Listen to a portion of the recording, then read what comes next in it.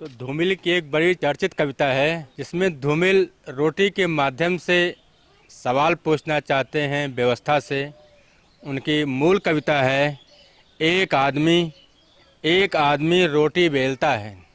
एक आदमी रोटी बेलता है, एक आदमी रोटी खाता है, एक तीसरा आदमी भी है जो न रोटी बेलता है न रोटी खाता है, वह सिर्फ रोटी से खेलता है।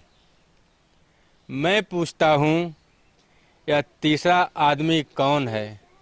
मैं पूछता हूँ यह तीसरा आदमी कौन है? मेरे देश की संसद मौन है। मेरे देश की संसद मौन है। आज इसी रोटी का खिलवाड़, इसी रोटी की बात संसद अभी भी हल नहीं कर पाई और रोटी का खेल चल रहा है। रोटी बट रही है, रोटी लुट रही है और खाली पेट आज भी खाली है। मेरे पीछे धूमिल जी का वह भग्नावशेष स्थान है जहाँ वो रहा करते थे, जहाँ वो रोटी खाते थे। लेकिन इस रोटी का उत्तर अभी तक भारत की संसद नहीं दे पाई है, उसकी तलाश जारी है। धूमिल जी अपनी कविता के माध्यम से संसद को बताते हैं कि संसद वो घानी है जिसमें आधा तेल आधा पानी है। अब तो पूरी की पूरी संसद ही पानी दिखाई दे रहा है, घानी की कोई नाव नहीं है। आज मैं ख्योली गांव में हूँ। जैसा कि आप लोग जानते हैं कि ख्योली सुदामा पांडे उर्फ धूमिल का जन्म स्थान है, निवास है। यहाँ पर वो रहते थे और यहीं से साइकिल से वो बनारस जाते थे अध्ययन करने के लिए भी और अपनी नौकरी के लिए भी। सुदामा पांडे एक ऐसे साहित्यकार का नाम है जो हिंदी साहित्य में बड़े गर्व से लिया जाता है। और सुदामा पांडे की रचना और उनकी कविता का मूल उद्देश्य था व्यवस्था के खिलाफ लड़ना। जिस व्यवस्था के खिलाफ उनकी जंग थी वे लड़ रहे थे। आज वही व्यवस्था जैसी की तैसी है, उसमें कोई बदलाव नहीं आया।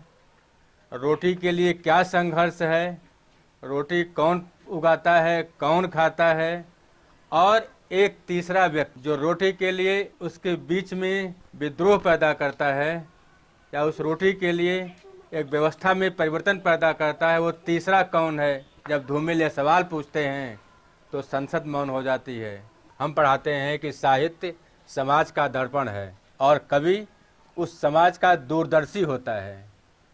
तो उसकी व्यवस्था को जानने के लिए आपके सामने यह बैठका है जिसमें धूमिल जी बैठा करते थे, लोगों के आवागमन के लिए बातचीत करते थे, उनकी साहित्यिक रचनाएं यहाँ होती थी। मेरे साथ उनके भतीजे, क्या नाम है? दुर्गा प्रसाद पांडे जी हैं। इनसे हम जानते हैं उनके बारे में, क्या उनकी मूल विचारधारा थी और क्या वो चाहते थे और किस तरह की कविताओं में उनका उद्गार था। आप थोड़ा बताने का कष्ट करें उनके बारे में जो आपको जानकारी हो। जी। कविता में वो बोले थे कि करे नामे रपट सिपहिया के करे पर सौ झंझट, आदमी के काटे बदे आदमी कसाई, कौन देशवा विद्रोसिया देशवा चलाई, इस जिंदगी की ढेले धिकार सजना, जैसे रहरी में बोला ला हुरार सजना, सबके मारा काटे बदे तैयार सजना। काहो गुरहू मिलल आजादी हमें तनी बताया था, राम राज का सपना अपन घटना सुसरावत है।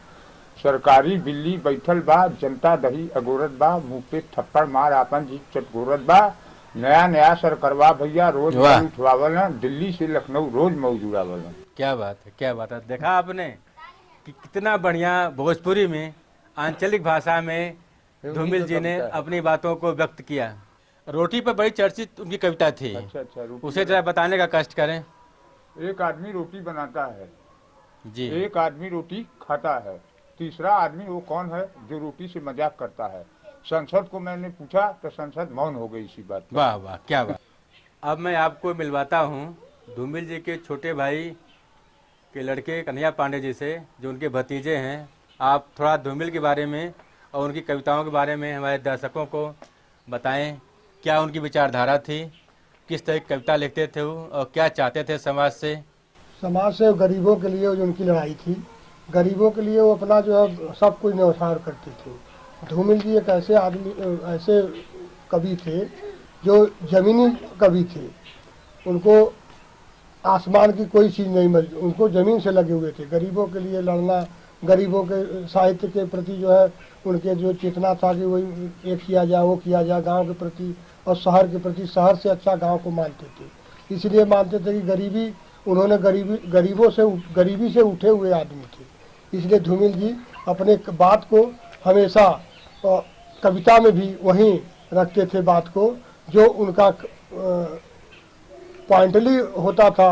और वो किसी को डरते भी नहीं थे, न राज्य से डरते थे न केंद्र से डरते थे। उनकी लड़ाई गरीबों के साथ था।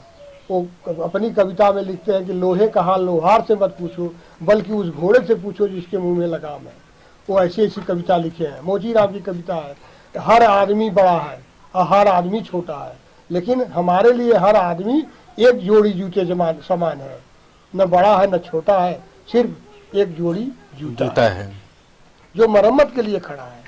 मोचीराम की कविता। उसके बाद वो अनेक कविताएं अपने जीवन काल में हर तरह की कविता से लेकर लोगों के साथ उठना बैठना, दिनचर्या, बात व्यवहार उनका, अब हम तो देखे नहीं थे, हम तो बहुत छोटे थे, अल्पायु में हमको ज्ञान नहीं है, लेकिन उनके विषय में जो कविताएं हैं, और हमारे पिताजी कन्हैया पांडे उनको, उनकी कविता को हर चीज़ से देखते थे और उनके लिए उन्होंने अपना जीवन भी समर्पण किया।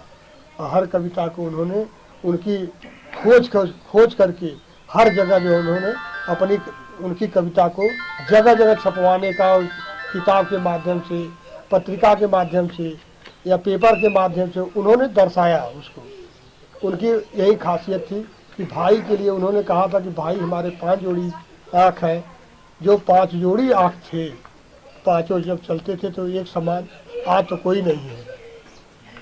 अब हम तो बच्चे हैं, हम क्या कहें। तो सुना आपने एक क्रांतिकारी कवि की क्या विचारधारा थी, कितनी पवित्र भावनाएं थी।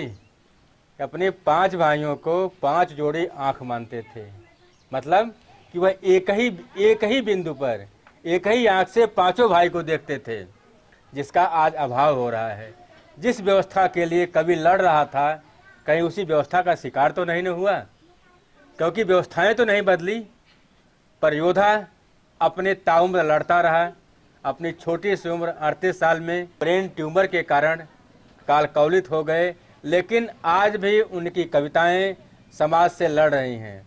उनकी कविताएं देश को राह दिखा रही हैं, गरीबी और अमीरी के बीच में फ़र्क बता रही हैं। अभी आपने सुना कि गरीबी से उठा हुआ कवि, इसीलिए कहा गया है कि बोलता नहीं है कलाकार, खुद कला बोलती है उसकी। सच्चा है यदि कलाकार तो कला भी अच्छी है उसकी। तो कवि की लेखनी में, लेखक की लेखनी में उसका जीवन बोलता है, उसका अनुभव बोलता है। वहाँ पर कोई मरोड़ नहीं होता, कोई राजनीतिक। जो कवि सड़क से संसद तक संग्राम कर सकता है, वो भला व्यवस्था से क्यों नहीं लड़ेगा। आज हमें आपको पुनः इस व्यवस्था के प्रति उसी धूमिल की विचारधाराओं से, उसी ओज से, उसी ऊर्जा से लड़ना चाहिए, ताकि हमारे समाज में, हमारे देश में समरसता, समानता, समाजवाद स्थापित हो चुके। सुदामा पांडे का प्रजातंत्र, जब देश में संग्राम चल रहा था, लोग आज़ादी की लड़ाई लड़ रहे थे, तो सुदामा पांडे उस प्रजातंत्र की कल्पना करते थे कि जिसमें वास्तव में प्रजा का तंत्र हो, जहां लोग का हित हो, ताकि लोग अपने मत को, अपने विचारों को रख सकें, सरकारें बन सकें और संसद में वह सवाल पूछा जा सके। सन 1960 के बाद जो परिवर्तन हुआ, जिसकी अभिव्यक्ति वो चाहते थे, उन्होंने अपनी कविताओं में उकेरा और संघर्ष किया। अभी आप देख रहे थे, उनके भतीजे बता रहे थे कि इस गांव में किस तरह से वह लोगों के लिए हमेशा तत्पर रहते थे। किसी का नुकसान हो तो उसे अपना नुकसान समझते थे, किसी का शुभ हो तो उसे वो अपना शुभ समझते थे। तो हर सुख दुख में जो कवि का हृदय था, जो व्यवस्था के प्रति आक्रोशित था, उसकी अभिव्यक्ति इनके गांव में आने पर पता चलती है कि वास्तव में कवि दूरदृष्टा होता है, क्रांतदर्शी होता है, जो भूत भविष्य और वर्तमान को जानता है। तो धूमिल की अभिव्यक्ति और आज का प्रजातंत्र दोनों में आप देख सकते हैं कि कितना सामंजस्य है। उससे कवि की दूरदर्शिता का अंदाज़ा लग सकता है कि धूमिल जी को उस समय जब वो प्रजातंत्र के लिए संघर्ष कर रहे थे, व्यवस्था के लिए संघर्ष कर रहे थे और व्यवस्था को परिभाषित कर रहे थे, उन्होंने कहा था, लिखा है अपनी कविता में, आप पढ़े हैं भली बात, कि लोहे का स्वाद लोहार से मत पूछिए, उस घोड़े से पूछिए जिसके मुख में वह चाबुक की तरह पड़ा हुआ है। कहने का मतलब कि वास्तविक दर्द कहाँ है, व्यवस्था को कौन झेल रहा है, व्यवस्था को कौन दिशा दे रहा है, इस पर धूमिल एक सजग कवि थे और अपनी अभिव्यक्ति में उन्होंने कोई भी कोर कसर नहीं छोड़ी कि ताकि प्रजातंत्र जीवित रहे, लोकतंत्र जीवित रहे और लोग उनकी भावनाओं को समझें। ऐसे क्रांतिकारी कवियों की इस समय सख्त आवश्यकता है, जो डगमगाती हुई सत्ता को, विपथ होते प्रजातंत्र को एक बार पुनः परिभाषित करे और बताए कि वास्तव में हम जिस लोकतंत्र की कामना करते थे, हम जिस प्रजातंत्र को चाहते थे, हम जिस राम राज्य के लिए लड़ रहे थे, वह मुझे नहीं मिला। जो मिला वह उससे अलग है। फिर व्यवस्थाएं, जो धूमिल प्रश्न पूछे थे संसद से, वह प्रश्न आज भी अनुत्तरित है। संसद उसका उत्तर देने में असमर्थ है। क्यों? कि वह व्यवस्था को अपने अनुसार परिभाषित कर रही है। अन्यथा जो दशा धूमिल के गांव में देखी जा रही है, वह दशा और जगह भी आप देख सकते हैं। क्योंकि साहित्यकार, वैज्ञानिक, दार्शनिक, कवि, लेखक इस समाज के जिस परिदृश्य को उकेरते हैं वही समाज होता है, और तो व्यवस्थाओं को मरोड़ते हैं, तोड़ते हैं, जिसे आप भली भांति देख सकते हैं। और आज इसकी पुनः आवश्यकता आन पड़ी है कि हमें धूमिल जैसे कवि की, विचारक की, समाज सुधारक की, जो वास्तव में प्रजातंत्र की वकालत कर सके, प्रजातंत्र के लिए लड़ सके, उसकी सख्त आवश्यकता है। इसी के साथ जय हिंद, जय भारत।